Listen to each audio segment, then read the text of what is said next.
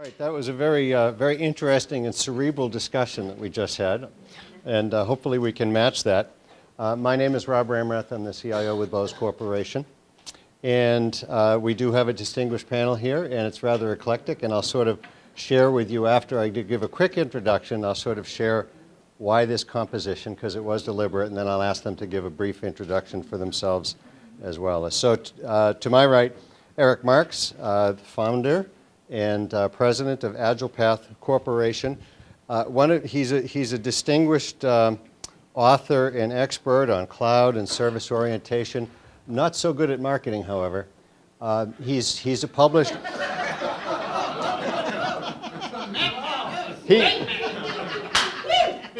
a sponsor.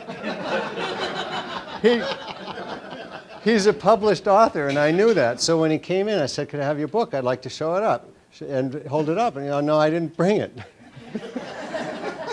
But it is available on Amazon. It is, but we won't talk about how many stars. You'll have to look. Well, we didn't have our stock reviews pre-populated. You know how the model works. Next to Eric is Brad Maltz, the CTO of International Computerware, Inc. in Marlborough. And then we have Kathy Gadecki. She leads the marketing of the Junos OS at Juniper Networks. And then last but not least, Mary Corcoran, the Associate VP of Information Technology, User and Support Services at Boston College. So the makeup of this is, first of all, we have Eric, who is a consultant. You don't do implementation per se, correct? You do? Okay, but not like Brad, where you come in with hardware under your arms? No okay. And so Eric really has his head in the cloud, so that's good. We've got Brad. Brad, both. He's sort of got a foot in both worlds. You know, he's very esoteric in his knowledge of the cloud and cerebral, but yet he does implementations as well. And Brad will come in with hardware under his arms. Kathy, of course, is one of our sponsors today, and she also is in an industry that is involved in the cloud. And it's very interesting to watch the hardware industry react to what is going on from a cloud perspective. And then finally, with Mary, we've got a practitioner who is out there dealing with all of this, which is very different as well. So with that, why don't we have a brief introduction from each one of you? So, I mean, what do I have to say? Bad at marketing the book. But seriously, you know, I've been in this business for about 18 years, from first real job with EDS and up to the point when I realized it's time to get out and start a business, because I didn't see anybody trying to solve the tough problems around initially service-oriented architecture, and then trying to solve the tough problems around enterprise governance, and now cloud computing comes on. And we're wrestling with the same issues we tried to wrestle with and are still wrestling with service-oriented architecture. So it's a real pleasure to be here and to participate in the panel. Hi. I've been in the industry for about 12 years, probably a lot on the vendor side. So I used to be a company such as Data General, EMC, stuff like that. A few years ago, I got into the consulting game more so because I honestly didn't like sales guys. They were selling things I didn't want to go implement. It was always the wrong thing. So I took it upon myself to start working with my counterparts in my company and come up with a little bit more of a consultative, solutions-oriented type methodology, which is basically in the past 2 years really led into cloud computing, a lot more of the discussion around the stack vendors, trying to talk about all levels of how technology works with business and finances, and really try to attack it from a different approach. So. Hi, I'm Kathy Gadecki, and as is mentioned, with Juniper Networks, and the question as to how this is going to impact the industry, I think, is really interesting, and it has an impact across all the elements of IT, including the network. If now where the information lives can change, what does that mean for the network and how you secure the network? And so I think there will be an interesting discussion to hear the different perspectives about that. And I'm Mary Corcoran from Boston College, and I've worked in at Boston College in information technology for 25 years. So I'm a sort of an anomaly. I haven't bounced around, but it also sort of makes me a resident historian. And I have some perspective because when I first arrived at Boston College, one of the first things I did was to roll out the first microcomputers, PCs. So I've been an observer of this for a long time, and I can see and feel that we're sort of at a real sort of turning point. In terms of my responsibilities from a practitioner standpoint, I'm in charge of all end-user support, research computing, security. I have the privilege to work with Dave, and some other things that are sort of an eclectic mix of somebody being around someplace for a long time. But this whole idea of cloud computing and virtualization sort of brings a lot of those points together in a nexus at this particular juncture. So I'm interested to share ideas with the panel. Okay, thanks everybody. We had some discussions in terms of preparing for this conversation, and some of the things we did was set up some ground rules. So one of the things we're not going to do is just pass the mic down for each question. I'm going to target some questions to certain individuals. And also I reserve the right to interrupt people and terminate conversation. We'd like this to be a little bit controversial because I think it should be and can be, because I think that nobody thinks it's simple. Also, all right, we're going to try. And we're also going to dispense with sort of, okay, the cloud is software as a service, platform as a service, infrastructure as a service. I think we have all that down. We'd like to get to really what is this actually all about. So very briefly, we're going to start with define cloud. And first, I'm going to start with the practitioner. So Mary, define cloud. For us, defining the cloud means sort of all the standard definitions that you just alluded to that we don't want to talk about, and that we sort of accept our standard definitions. But seriously, from a practitioner standpoint, they can all apply. The question is at what level. So we would define the cloud as a place where one can go to access any variety of services, including software or infrastructure. And how we would implement that sort of depends on a lot of factors that I'm sure we'll get into from a practitioner standpoint here in a few minutes. Okay, so slamming the pendulum all the other way. Eric, what is the cloud? So I'll use a very simple definition, stipulating that NIST and Gartner and all the others have the very complicated ones. So ours is very simple. It's a style of computing where resources are easy to obtain and access. They're simple to use, they're cheap, and they just work. Now, that's my definition of what cloud should mean to an enterprise. Okay. So, Brad, what's wrong with that definition? Wow, putting me on the spot. Okay. If I say nothing, is that okay? No. Oh, okay. I've never known a consultant who will say nothing. How about nothing's wrong? Give this guy a mic some more. Yeah, seriously. Well, when I typically look at the cloud from my perspective, it's basically taking anything that we are doing today or any aspect of what we're doing today and turning that into a service offering. Whether it's a resource, whether it's a function, whether it's a business process, it's turning something into a service offering that you are offering to an end user. So in that respect, I can't just talk about a simple resource. It has to be a little bit of a broader approach to it, because when I think resource, I'm thinking of something that's somewhat tangible. Sometimes when we get into the cloud discussions, not everything's tangible, and sometimes those things are actually a little bit more abstract, and we got to actually put definition around that abstraction. And that's one of the problems, honestly, that a lot of people have in cloud computing today, is trying to define their own internal levels of abstraction, business, policy, and how do they apply them to that. One thing that we've developed to help that is we have almost like a three-layer model. I mean, it's not an official definition, but we create something basically in standardization, unification, and foundation. And you can almost dump any aspect or any function within the business into one of those three layers. Whether it's standardization around operations, whether it's creating policies around that are standardized, everybody follows the exact process, no matter what that front end is, I'm not going to care. So from a resource perspective, I got to take that a little bit deeper into how do I actually take what you're doing and turn that into that cloud. So again, Eric is a little more up there beyond me. I try and bring that down a level into how do I apply that today. So. Okay. Very good.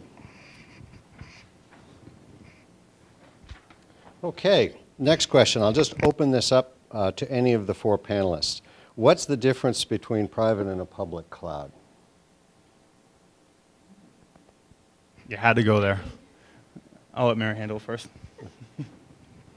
I guess from our perspective, from a practitioner standpoint, at least the way we've been talking about it a little bit internally, is the public cloud is a set of services or infrastructure that's outside of our institution, wherever that might be, and whoever that resource provider might be.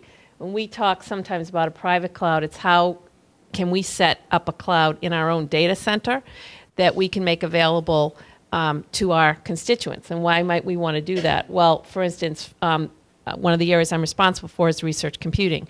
Those guys at an R1 institution, they want to, get into a spot where they can have computation, they can have data storage, and they want to do it quickly and fast, and they never know if they're going to get the grants and so forth. So can we create an environment for them internally that they can come to us and we can have certain elements of that, and we could be the cloud provider to them. So in that sense, we would sort of term that a private cloud. And it also might help in the area of research where they have export control regulations and where they store their data. Again, depending on the kind of research they're doing, makes a difference. So that's how we would sort of see that distinction ourselves.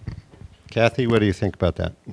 I think that makes a lot of sense, and I would say that in addition to just private and public, a lot of what we're seeing is folks that they want to do a hybrid model, and so they want to bring together different, as you talked about, as an abstraction of services, and so you might have services that live in the a public service, you might have services that lived in your private network, or it might be a service that you've outsourced and your vendor is kind of privately managing for you, and so you need to have all of those work together, and so in a lot of instances, you're not looking to build just a private or a public. You're really looking at all these different hybrid models and how did they work together and fit together in your architecture. There's a lot of movement on private hybrids as well, especially in big DoD, where it's one agency and it wants to be able to leverage the federal security model, but then they're building in the architecture and the governance processes to burst out to other service providers still behind Department of Defense security policy. So it's a private hybrid, and that's increasingly going to be, for large enterprises, a model I think we can pay attention to. So Brad, a private cloud, why is it more than just virtualization of servers? What else is it? Well, that's a good question. So cloud virtualization really has initiated a lot of cloud discussion because it's honestly brought the technology to the point that we now can develop what we have in our heads, right? We've been thinking about service-oriented architecture for a very long time. It's usually focused on platform as a service, if we want to not use that term, but languages, Java, stuff like that on the web. Web-based content has always been offered up as some level of a service offering. Now, finally, we have an abstraction that we don't have to worry if it's HP, if it's Dell, if it's Cisco, if it's IBM. We don't care who it is at a certain layer, and that's what virtualization has done to us. So when you say virtualization, it's a component of the cloud, but there is an entire stack behind that component that you still have to standardize on. Right? You still have to worry about the storage, the networking, the security, the end-user interaction, the lifecycle management. There are still aspects of it that virtualization is not going to handle for you. It is just enabling you to now solve those problems in other ways. And that's where usually you have a community of vendors and VARs and everybody else that really helps develop that with you. Mary, a lot of times when I hear people who think about this a lot, like our esteemed consultants talk about it, my head starts to hurt when I hear the word stack and so forth. Do you have the same problem as a practitioner? Well, yes, especially since my background is in psychology and education. So I came to the IT world not as a technical practitioner. But on the other hand, I think that makes us ask good questions. We can ask those kind of questions and really probe what does that mean. But I do think there's a lot of jargon. There's a lot of buzz around this. I'm giving a presentation on Saturday morning to a group of women who are going to be either university presidents or provosts or deans and that kind of thing. And we spend a lot of time helping them understand some of the jargon because it is hard to sort through, and what does that really mean? And I'd say that is a challenge as a practitioner, is internally when we're working with our own customers, trying to help them understand what we're really talking about and how it's different from what we do now or what was done in the past. Kathy, what is the promise of the cloud to you? And speak from Juniper's perspective too, as you think about your industry and what you do. What is the promise and what is the threat of the cloud? Well, I think the promise we've mentioned is the abstraction, and so that giving you the agility and the flexibility. And one of the things that we talk a lot about is kind of intelligence in service delivery and being able to build things like service chains so that your service can live anywhere and be customized. And certainly I think as all technology advancements, there's a lot of interesting things that will happen from a cost and scale, reliability, performance perspective. But I think the unique thing that this offers is just that agility and flexibility in how are we going to deliver services and what kind of services that we'll be able to offer both as enterprise and service providers. You'll remember Collins's book, was it Good to Great, where he came up with disruptive technology, his notion of it. Let me just ask yes, no of the four panelists. Is what the cloud represents, is it disruptive? Mary? Just one word, yes or no? Yes. Kathy? Yes. Brad? Yes. Okay. I think possibly. Spoken like a true consultant. Too soon to tell, but I believe in it. Okay. So given that, I wrote the book skeptically, and when I finish the book, I believe. Right? But all right. Brad, given that, what parts of industry do you think it's most disruptive to, both in the immediate term and in the long term? Immediate disruption is going to come from the non-commodity play, honestly. It's going to start in the people that have something to offer that not everybody's used to. What I mean by that is when you talk about, we were talking about SAP and stuff like that before, some of these software packages that are somewhat unique, if not, there are a few competitors, but not a ton of them.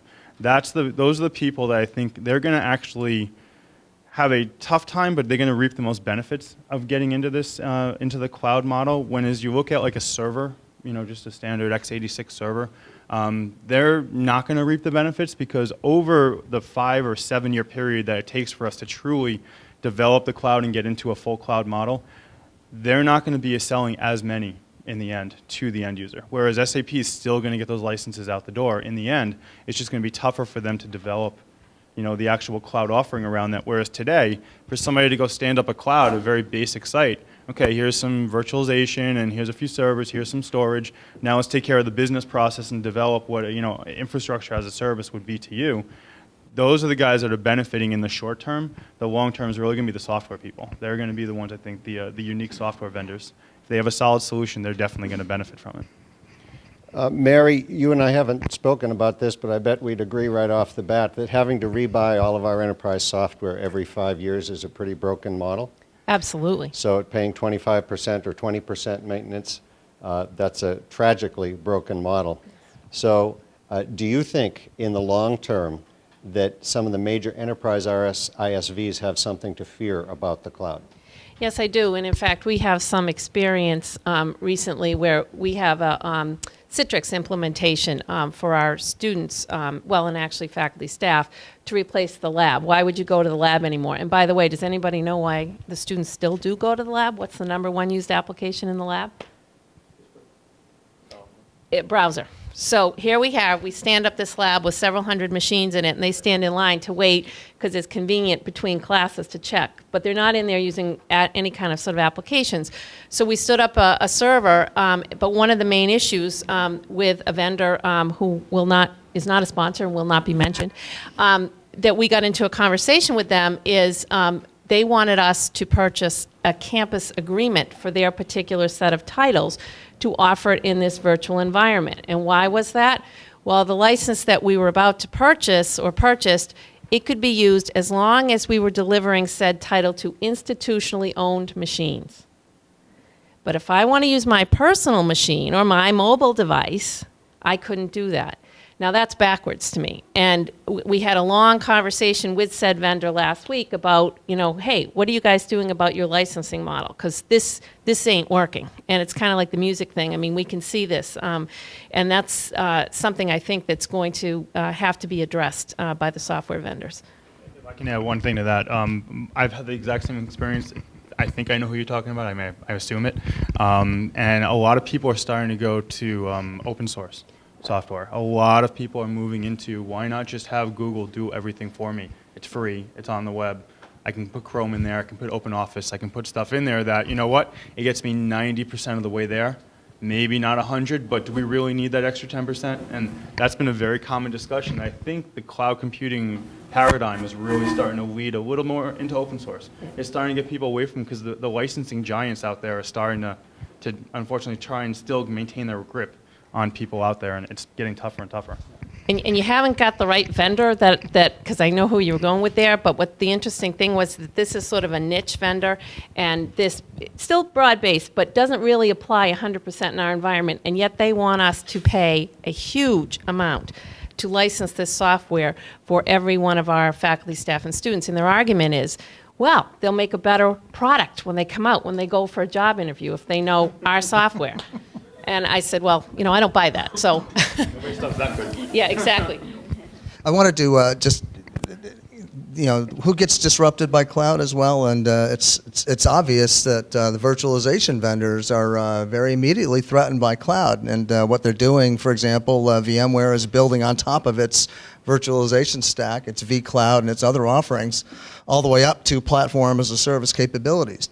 Microsoft Azure is doing the same thing, but there's a lot of tools that let you go cloud over bare metal right now where I don't need to install somebody's virtualization platform. And those of you that have it know how expensive it is. You can stop buying that for many use cases as long as you model the appropriate cloud business problem you're trying to address and go cloud bare metal.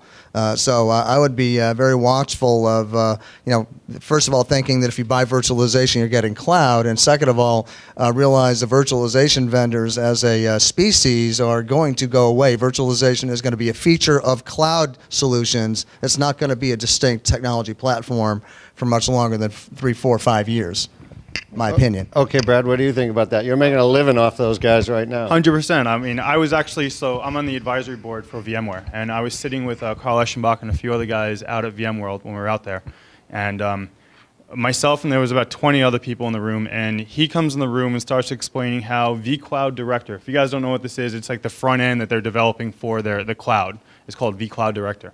He sat there and touted how we have to start getting this out there, get the message out there, vCloud Director. And we all sat there and we said, why are we going to want to go and tout putting our customers into the cloud when us as a consulting / VAR company, my sales guys aren't going to want to go sell your vCloud Director to send somebody into the cloud because they're not going to make any money once they go into the cloud.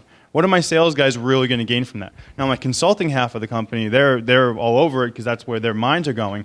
But sales guys in the industry from a VAR relationship perspective don't want to go that way. Well, our feedback to him was basically one of two things. We said, you got to back off a little bit on trying to push people into the cloud. Now, VMware has the gung-ho mentality, they own the cloud. Now, as of today, they're one of the players. Amazon, I feel, owns more of the cloud than anybody else as of now. They have the best platform. EC2 out there is easily, hands down, the best one. But the problem with it is nobody's platform truly is ready for people to do a robust deployment out there. And that's just from my experience as a CTO, playing with everything, meeting vendors. It really comes down to who are they catering the cloud to? Are they catering it to the end user? Are they catering it to the IT end user? Or are they catering it to the executive level? Because as of today, any cloud out there, EC2 or even Azure or some of that other stuff, is only ready to go into the IT portion of the industry. They're not ready for true end user adoption yet. The people that I think are going to lead that are the people like Google. Microsoft could get away with it depending on if they can get out of their own way. They might be able to. But I think Google is one of the many services out there to do that. And just if you go and play with Amazon EC2, see the interface, try and create machines, this and that. It's not a, okay, click, click, click, I'm done. It's a, you got to choose this, you got to choose that, you got to understand this, you got to understand that. Required, exactly. And that's really what an IT practitioner is out there for today. So the virtualization vendors, where I see it's going to happen to them, and when we talk virtualization vendors, there's not many out there, right? I mean, there's Citrix, there's VMware, Microsoft's trying to be one. Okay, well, what level virtualization we can get into exactly. So we're talking hardware virtualization or software virtualization. When we talk the hardware virtualization, they're the ones that are going to be in more trouble as we get into the cloud. And as you can see what VMware is doing with their product stack, is they're actually trying to get out of the virtualization game.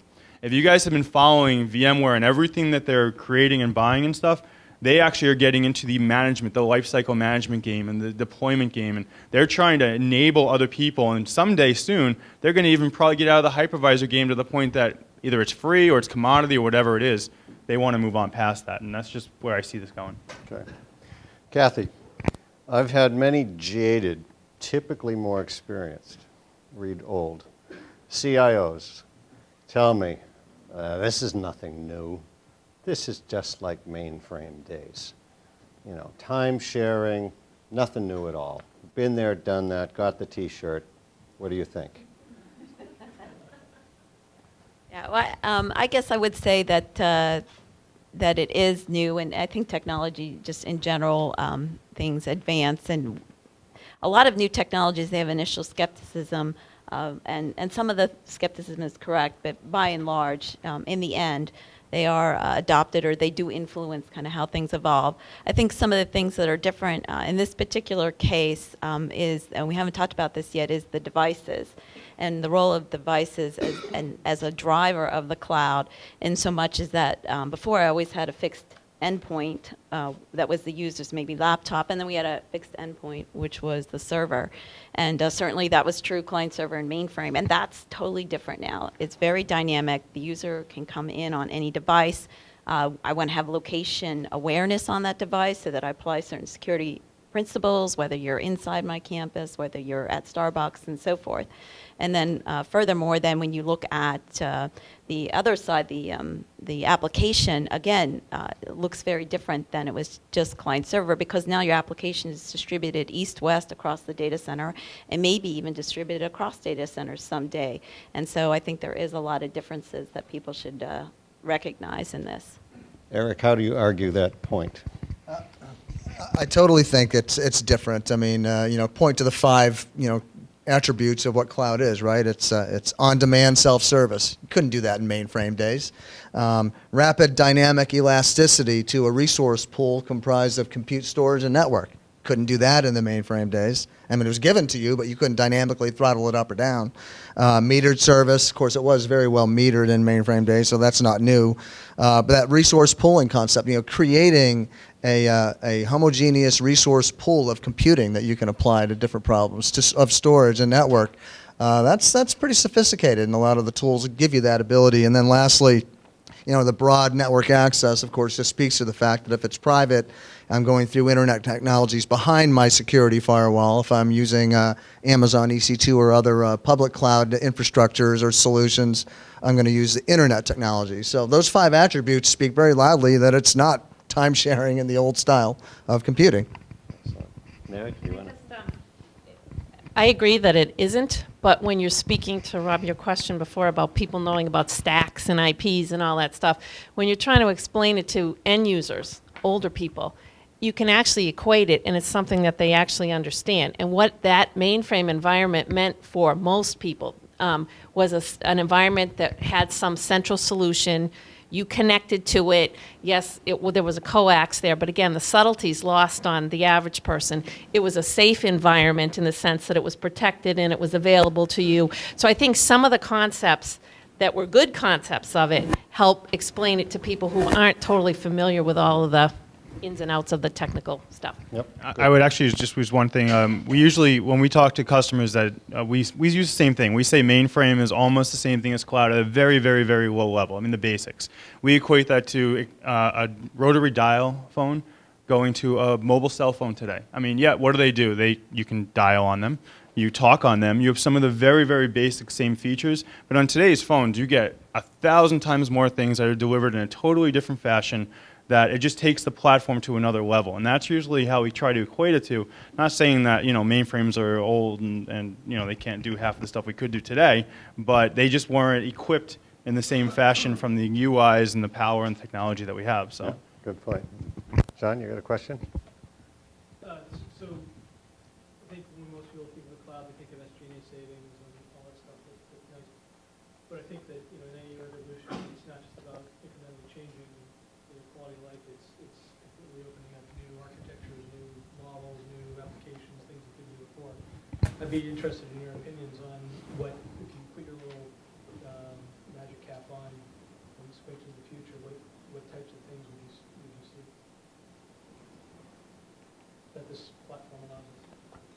I mean, there's some very interesting use cases locally, and I won't say their name, but think large financial services institution, federated 2 data centers with a cloud enablement solution, and then put consumer apps up on Amazon, as an example, right? So you can start to innovate a core business model by, first of all, getting some basic cloud capabilities in place from an IT perspective, and then using the cloud to create new consumer-facing applications and services based on that model. Are those new applications that we can do today on existing platforms, or are they applications that would not have been able to be done? You could probably do them using existing technologies, but I think the whole idea behind some of the cloud capabilities, you can get faster time to market by using some of the commercially available third-party cloud things. So, using Amazon's whole set of solutions, and go, bring the new innovator panel back up here. Ask them if they were going to start a business, would they buy infrastructure? And the answer is no. They would use Amazon EC2 and S3 to start their business. The demographics of startups are immediately going to say, I'm not buying infrastructure. I hate that stuff. I don't want anything to do with it. Cloud is my innovation engine, so that I invest my hard-earned capital on the business model and the technology, not infrastructure. In the DoD and in the intelligence agencies, they're doing cloud in some very innovative ways that let them push maps to the end users. And oh, by the way, the imagery companies commercially are using cloud to try and figure out how to push that content globally across bandwidth constrained networks. And it speaks to what is cloud to people, and I argue that there's so many variations and patterns of cloud that you can apply it in many, many different ways beyond the NIST 3 things that they talk about. So you can solve lots of business problems, lots of innovative ways if you model the business needs appropriately. Mary, Eric would like you to call him up. Actually coming to visit me soon, but All right, okay. He would like to help you with the formation of your cloud strategy. So much of the technology is still nascent. It's moving ahead at light speed. Discoveries, at least in terms of its opportunities, are minute by minute. Do you think it's possible to have a cloud strategy, and what does it look like from a practitioner's perspective? So if he was coming to visit me, I would hope that when he comes to visit me, but I would hope that I would be asked, what problems am I trying to solve with the possibility of cloud computing, which then sort of backs you into a strategy. So as a practitioner, where do I see the possibilities besides services, software as a service or whatever? But from where I sit, some of the problems that Dave and I are working on solving involve things like thinking about a virtual desktop. So we have a population of about 18,000 people, faculty, staff, and students. And as I said earlier, we've got 18-year-olds on the internet. But specifically, we're responsible for those faculty machines and staff machines. And then they can go out and buy some on grants and all that other kind of stuff. Well, we don't have a real good way of knowing where all of those are, how to patch them, how to go out and find that, as Dennis said, personally identifiable information, a program we're involved in right now. So one of the challenges for us is we have some support models that send people to the desk. How can I sustain that financially? It's a very expensive way to do business. And to Stephen's point last session about all the things you can change in Outlook, as an end customer, I can change so many things there. Even remote support can be tough. So we're thinking about, for the future, and this is a real business problem for us, how do we do our next iteration of life cycling? Do we try to virtualize some things so that my administrative assistant, who never has to leave her desk and uses a very finite set of tools, could we have an instance for her where she can actually do her work? Secondarily, when some of these big vendors don't keep up with the browser versions and you've got to run PeopleSoft financials and they don't run on the Mac or they haven't updated to the latest version, can we create an instance where people can go in and actually do those sort of business kind of problems? Then there's the whole set of applications that we run. I mean, we run all kinds of systems at a university, as you're all well aware. We have advancement systems, we have financials, we have, human resource systems, we have a student system. What of those are ripe, to go out and perhaps be looked at outside or in partnership. And then in the research and teaching arena is another sort of bucket of strategies. So those that are teaching computing classes, you want to go set up an instance where you can, have kids blow away an environment very quickly, overnight, have it restored, come back. That's an example. The research computation that I spoke about. Also teaching with technology. One of the biggest problems to teach with technology, and those of you that teach know this, you walk into the room and either your machine doesn't work right or the student's machine doesn't work right. And that actually happened in our Citrix implementation when we tried to use it for instruction. Even though we have students who have their laptops, they're pretty well equipped, well, this little plug-in thing wasn't right, or that took away from the instruction. So from a practitioner standpoint, that's sort of an array of areas where I would see that we could benefit from some kind of use of cloud. Excellent. Brad, security is often thrown up as an immediate obstacle to moving forward with the cloud. The implication, though, I think, is that premier companies such as Verizon, AT&T, IBM, Amazon, that they can't secure their systems as well as I could or you could. These companies already live and die by the security of their systems and the customer data that's inside them. Is that hubris to have that worry, that I could do better than them with my little shop? Is it a real security concern, and what are the real concerns around security? So I hate to say it depends, but it depends, okay? I'm going to use an example first, and then I can get into answering the question. I have a customer of mine that was using Rackspace. You probably all know who Rackspace is, very, very popular hosting company. They were hosting some of their machines in the Rackspace environment, and they actually get an email from Rackspace. Now, this was their production lab stuff, so it wasn't full production, but mostly production. They get an email from Rackspace that said, I'm sorry, but your machines are going offline tomorrow due to legal issues. What ended up happening was some third-party wannabe Pirate Bay company actually decided to go and do some illegal things within their cloud environment inside of Rackspace, and all of the stack or all of the cloud environment actually got confiscated by the government. So they decided to go and shut down all the storage and the servers and the VMware, everything else, and now all of a sudden all the VMs that were on there are also gone. They couldn't be moved over because they're part of the whole legal injunction that they were going through at that point. So that is an example of the risks that you actually can go through in going into a shared multi-tenant environment, which is what a lot of cloud providers are now offering up to their customers. Terramark, Rackspace, we can go down a list of them. Now, is that a security issue? Of course, that is creating a security issue in the fact that you don't have control over that data 100%. Okay. Now, there's also the more natural word security of, well, VPN technology, going back to Juniper and some of that other stuff, that do we actually have complete access, complete control from a firewall, security, network perspective?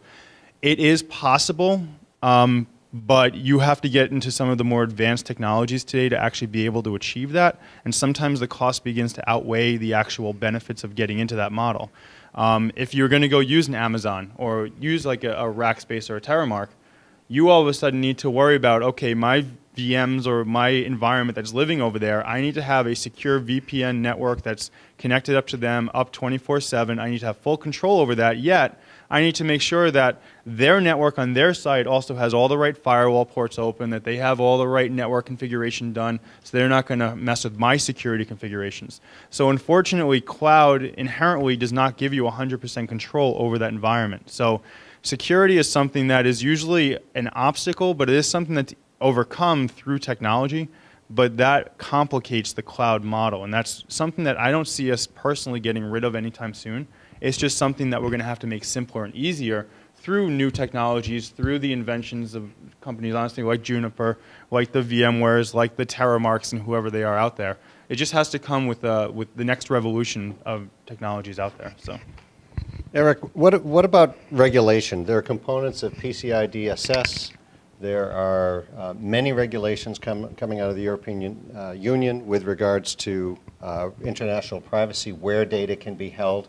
Can data about German citizens with regards to customer privacy be held in a Amazon or even just physically anywhere in the United States? What are the implications of those regulations on the expansion and the viability of the cloud as a model? So it speaks to the fact that whether it's cloud, private cloud, public cloud, whatever, you as an enterprise still have the end-to-end governance and policy compliance responsibility. So whether it's PCI or privacy compliance, whether it's a standards compliance from an enterprise architecture perspective, you, the end user organization, has the end-to-end accountability and responsibility for those policies.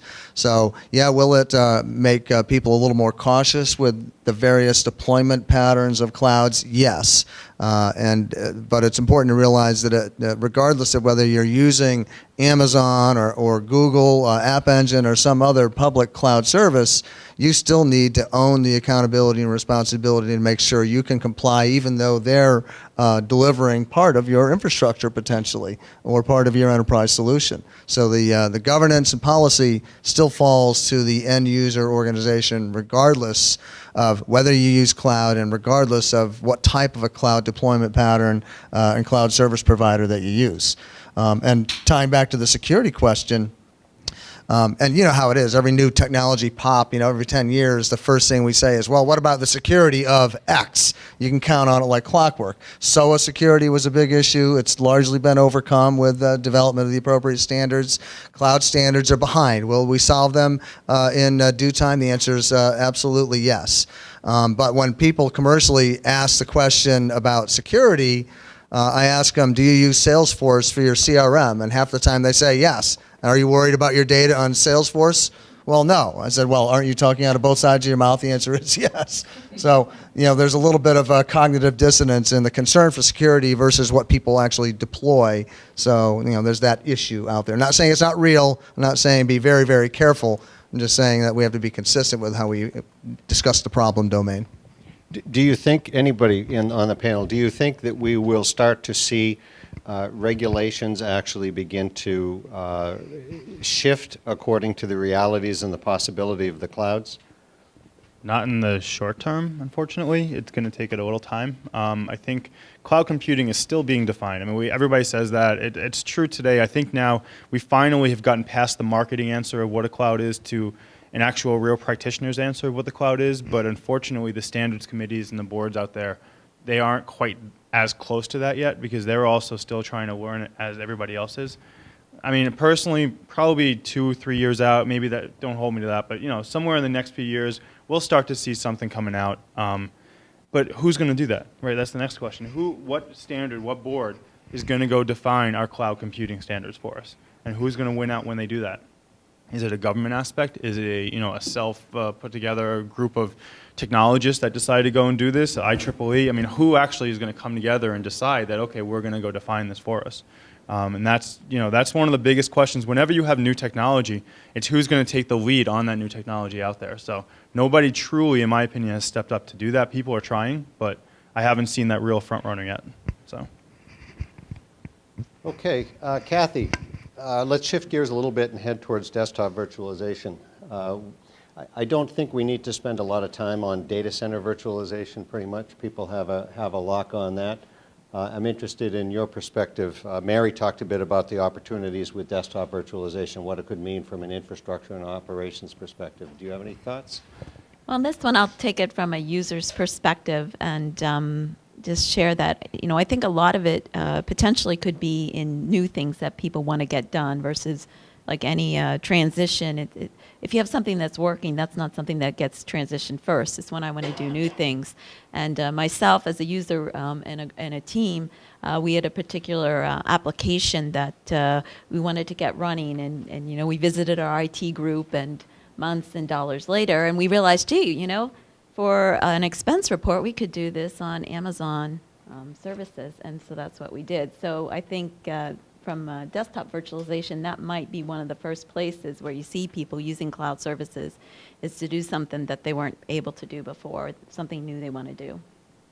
Mary, do you want to elaborate a little bit on some of your ideas?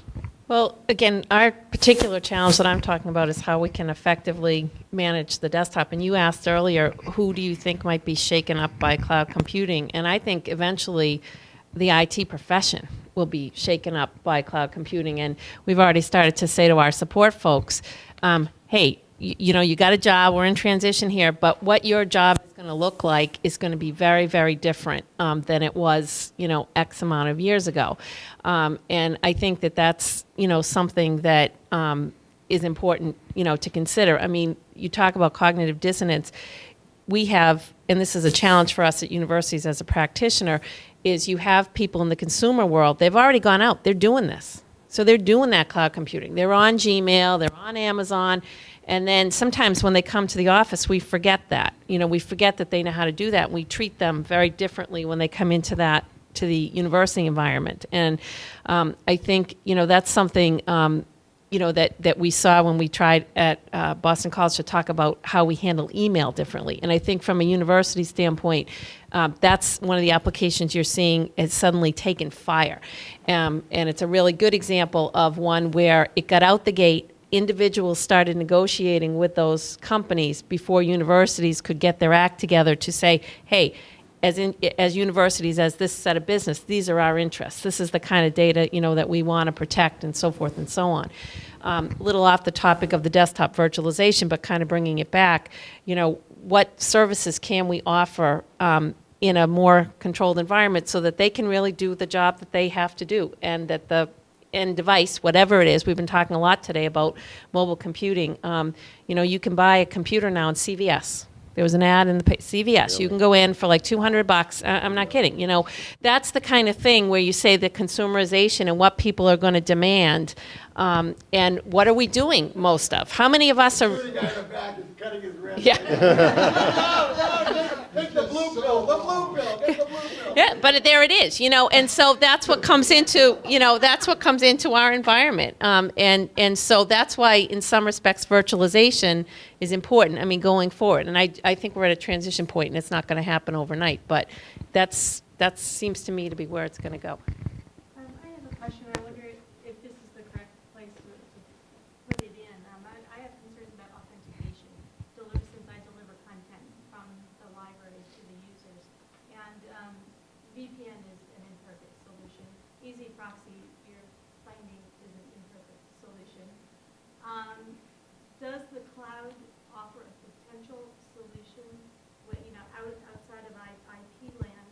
Yes, I am an authorized user of this content, even though I'm in sub-Saharan Africa on my iPad. Is there a way to solve that? I'll take that from the vendor perspective, Okay. and I know Eric will probably take it more from the other perspective. But the consultative perspective, the cloud thought, from a vendor. You're still in the low end. He's so from a vendor perspective. So I said I was close to VMware, and I'm usually a big skeptic of most vendors announcing any technology out there. Okay, one of the things that I was actually very surprised to see and very happy to see at VMworld was something called Project Horizon. Anybody seen this at VMworld as an announcement? You might want to Google Project Horizon. It's not something that's been developed yet. It's an alpha, like super early alpha. The concept is they bought a company called TriCert. I don't know if you guys ever heard of them. Probably not. They are a single sign-on vendor that is basically a security company.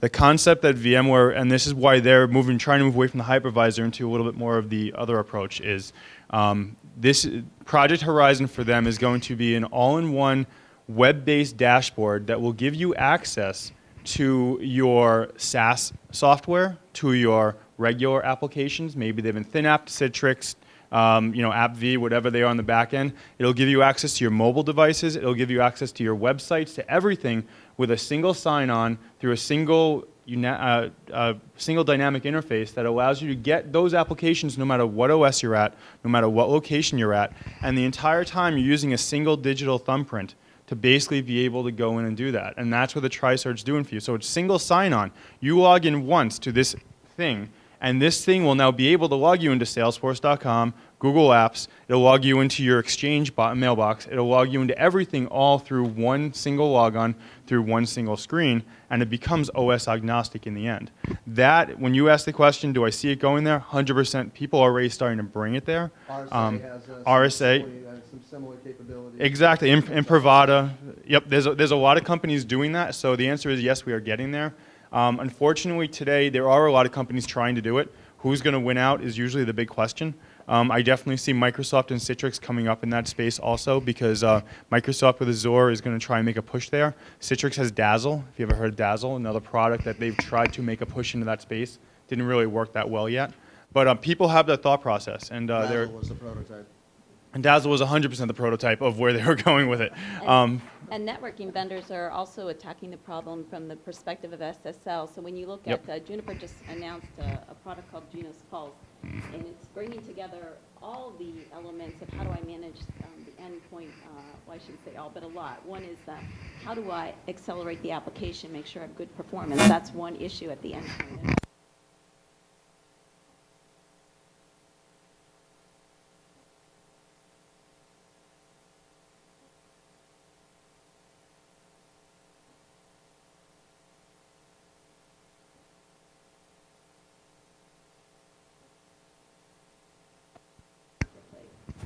I will say one thing around desktop virtualization. This is one of my loves, as Rob knows. That's actually how I met Rob in the first place, was through VDI discussions, honestly. And what I believe around desktop virtualization, it's not about the desktop anymore. You're going to understand it's not about the OS. It's going to be about the application delivery. It's about application virtualization, not desktop virtualization. And because of that shift in thinking, which not everybody's gone there yet, that's the problem. The vendors have. They on the back end know what's coming out, the Symantec's and the Microsofts and everybody. Unfortunately, the end users are still worried about, I need my desktop that has all my apps on it. Well, what if I can give you a generic desktop with your same exact apps on it and your profile that now is you? So your profile is moving anywhere you go in the world, and you can get a Windows 7, Windows XP. We don't care what the desktop is at that point. And that's really, when you start talking desktop virtualization, whenever I consult with customers around that, it's more about the application virtualization and how that's going to affect you than it is about the desktop, because I want to totally commoditize that desktop. I someday want to be able to go to Linux or Chrome or get all my Windows apps running on Mac. I want to be able to get away from being locked into a single vendor. So 25 years ago at MIT, that was called Project Supreme. Yeah. there you go. So to the point of, is this just stuff we've seen before all over again? I would say yes, but in a somewhat different context. We didn't have a PC 25 years ago, but this is not new stuff. It's just a new implementation. Right, you want to bring up the, sorry, 1 second. You want to bring up the mainframe comparison to the virtualization. Well, if you think about it, back in the 80s is when IBM decided to come out with PC and say, okay, everybody's buying their own. All of a sudden they're like, me, give me my own PC. We're now basically heading the other way. It's a whole cycle. We're going back to where we were. This one is a little bit closer, though, to the true deployment of the PC and coming back from that than the mainframe is from the cloud, in my opinion. Actually, virtualization is to today's world like LPARs are for mainframes, right? So that's, again, virtualization is not getting you to cloud. It's a requirement there, but it's not the answer. And the other interesting thing, with this distributed security model that you opened up with this Pandora's box, so, thank you for that, is we're already being asked to push cloud to the edge in some DoD use cases. And so the question is, how far can we push different cloud models to wired networks, wireless networks, and then handle the low bandwidth intermittent connection and totally disconnected operations, and still provision what they need from an application perspective, which is why I like the concept of it's really application virtualization. So we're exploring every one of these concepts to see how far to the edge can you push cloud enablement of things, infrastructure, whether it's storage, network, compute, platform development, so I can push a app store model all over the place, and of course, end user-oriented apps and capabilities as well. It's going to be a very fun time. The only thing I'll add too, to Jerry's point, like back to in mainframe, ideas is that data is protected. So rather than being on all of these personal computers and the time and effort we're spending now to go out and track down this personally identifiable information, that is an attractive consideration too, to have that someplace else and know that that's backed up and protected in the right way, assuming you've got all the right agreements in place and people really are protecting it for you.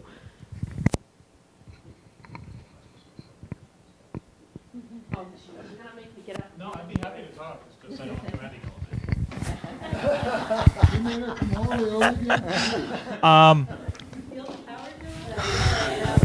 day. In terms of the discussion of cloud and virtualization, it strikes me at some high visceral level that cloud, part of the implication of cloud is it's out there somewhere and I don't care where. And part of virtualization is similarly, I have this virtual desktop, but it doesn't really matter where it is. I would posit to you that we spent a great deal of time in technology organizations over the past 50 years, or pick a number, figuring out where the right place to put things actually is. So it's actually important to me that my storage area network is close to the processor, because the storage area network has the data warehouse on it, and I don't want the processor just figuring out what's going on to be in Japan and my data to be in Needham, Massachusetts, because it's not going to work too good. And if I have some kind of load balancer, do I want the load balancer then to be in Rome and it's balancing the load between... I mean, there are cases where you want that, but there are many, many more cases where you don't want it. And my authentication directory is somewhere else and things like that. So to what extent are cloud and virtualization at this point sort of toy technologies, in that if you can put everything on a single server and stick it somewhere, be it on a virtual machine somewhere or in a cloud somewhere, it works great. But if you're actually talking about a real multi-machine that involves 10 different components of DNSs and LDAPs and databases and load balancers and everything else talking to each other, you can't deploy a serious enterprise application in this. Well, the cloud technologies that we've worked with and have seen deployed are pretty far from tinker toys. These are running mission critical apps like FedEx's route calculation application, for example. Things that we do that I can't tell you about in the DoD and intelligence agencies. So they are using these cloud technologies today to do very important mission critical things, different types of things. And yeah, they do pay attention to where things are from a deployment perspective. That's why we have the concepts of computational storage, where I'm actually pushing the compute to where the data is stored rather than moving data all over the place and clogging the network. So computational storage is a cloud-centric concept that's important to understand what you can do with it. Now, is cloud right for every business problem that you have? The answer is no, and that's one of the things we've got to address right up front, is understand when cloud is the right solution to a given type of business problem. So when we talk about Mary's cloud strategy, decoupled from the different nascent emerging technologies, be clear on what problems we're trying to solve, because it's not for everything.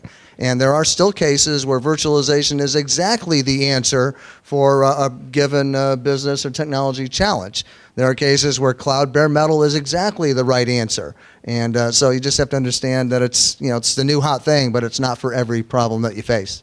And Brad, isn't it true that that some of the providers will allow you to define the proximity of data and compute as well as the location of the data? That's kind of exactly where I was going to go, yeah. So when you start to get into some of these clouds, again, the clouds we're really talking about now are the resource clouds. These are the ones where I'm getting a group of virtual machines or a pool of resources. Here's 20 gigs of CPU and 120 gigs of memory. You do as you want within that framework. Now I can take my multi-server environment and I can actually put that inside of that compute resource right there. And I can say, well, there's 10 VMs I've just created inside my pool, and I can have them ensure that they are all going to stay together in the same environment, so I don't have half of them over in Asia and half of them in the US.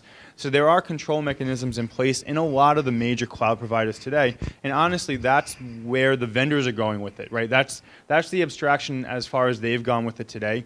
To get to the point that you kind of talked about of moving things globally and around, honestly, nobody's there yet. The people don't have big enough data centers and big enough back ends to be able to control those types of environments. They're still trying to fight the whole footprint model, because no matter if they want to abstract to us, they still have to maintain a footprint. And for them to maintain a footprint, they're not going to do that at a 100 different data center model across the US and the world. They might have 7 or 10 different data centers that are now housing small little implementations of their cloud. So to your point, and to Eric's point, it's not right for everything, but there are a lot of use cases you can actually make fit into it. It really does, for me, typically come back to the liability security type of a discussion, as well as is it right for that model? I mean, that's the basic consultative question. Should you be doing this, and why are you doing this? Back to the private versus public versus hybrid. I personally believe in the private cloud for the time being. For the next 3 or 4 years, that is where people are going to be going with this, either from lack of education, fear of the unknown. There are some basic concepts around it, or just the technology is not right for us yet, whereas there are some people testing out the cloud.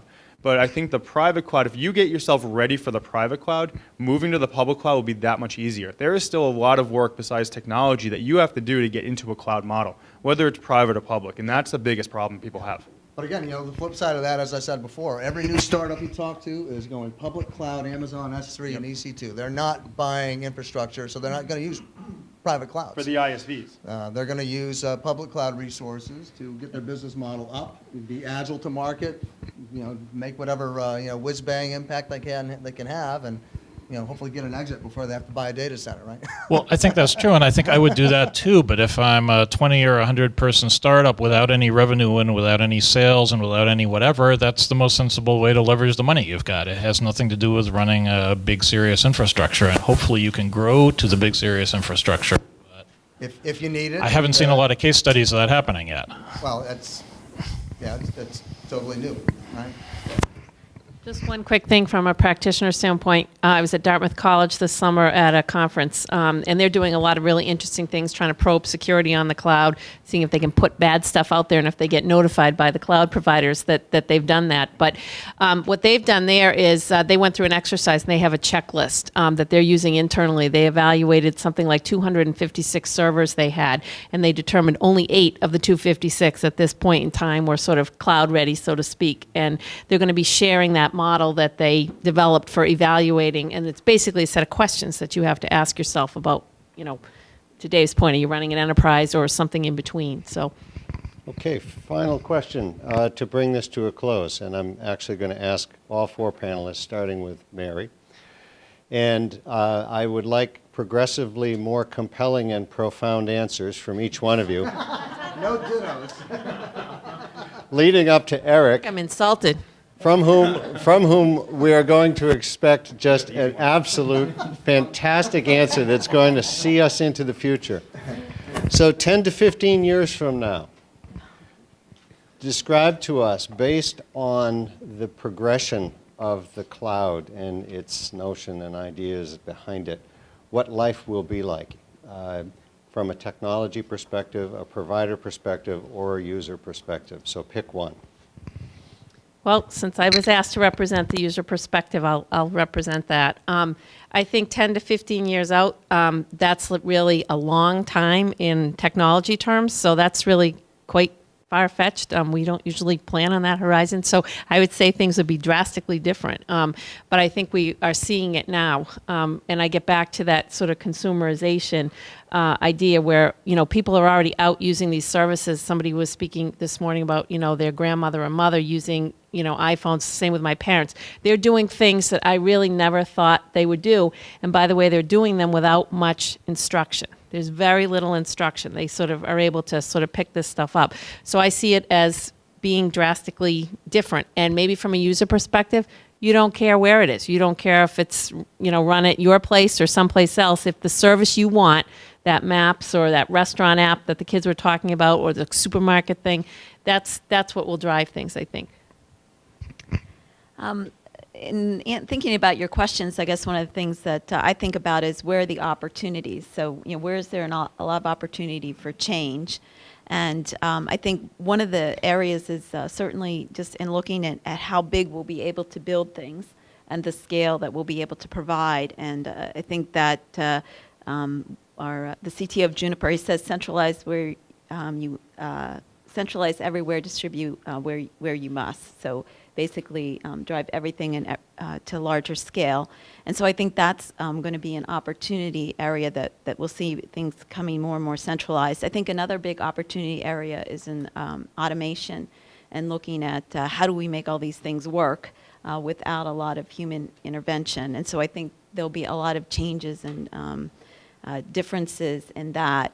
And then lastly, I think just a lot of what we're seeing is kind of software is absorbing more and more of the system change. So in the past, a lot of system change came from other places in the infrastructure, but I think software is going to have a big role of that. So those are some areas that I see changing.